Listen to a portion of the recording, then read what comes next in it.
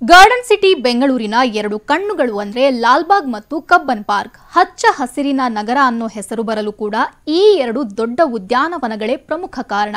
ಈಗ ಸದ್ದಿಲ್ಲದೆ ಕಬ್ಬನ್ ಪಾರ್ಕ್ನ ಜಾಗ ಕಬ್ಜಾ ಮಾಡಲು ಅದೊಂದು ಖಾಸಗಿ ಸಂಸ್ಥೆ ಮುಂದಾಗಿರೋದು ಆಕ್ರೋಶಕ್ಕೆ ಕಾರಣವಾಗಿದೆ.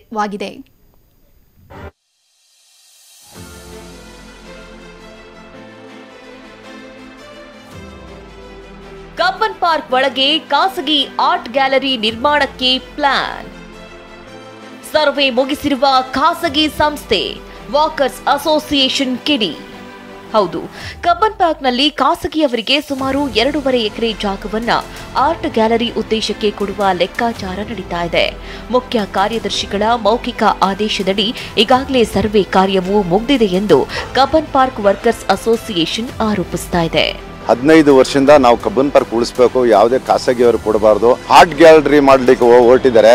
ಯಾವುದೇ ಕಾರಣಕ್ಕೂ 1 ಇಂಚು ನಾವು ಬಿಡಲ್ಲ.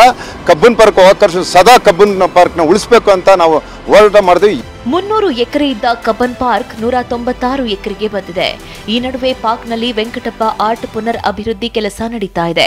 ಅದರ ಪಕ್ಕದಲ್ಲೇ ಖಾಸಗಿ ಆರ್ಟ್ ಗ್ಯಾಲರಿ ನಿರ್ಮಾಣಕ್ಕೆ ಸಿದ್ಧತೆ ನಡೀತಾ ಇದೆಯಂತೆ. ಸರ್ಕಾರ ಇದಕ್ಕೆ ಅಧಿಕೃತ ಆದೇಶ ಹೊರಡಿಸಿದ್ರೆ ಕಾನೂನಿನ ಅಡಿ ಹೋರಾಡ್ತೀವಿ ಅಂತಿದ್ದಾರೆ ನಡಿಗೆದಾರರು. ಪಾರ್ಕ್ ಕಬ್ಜಾ ಮಾಡಿದ್ರೆ ನಗರಕ್ಕೆ ಅನಾರೋಗ್ಯದ ಸಮಸ್ಯೆ, ಉಸಿರಾಟದ ಸಮಸ್ಯೆ ಎದುರಾಗುತ್ತೆ.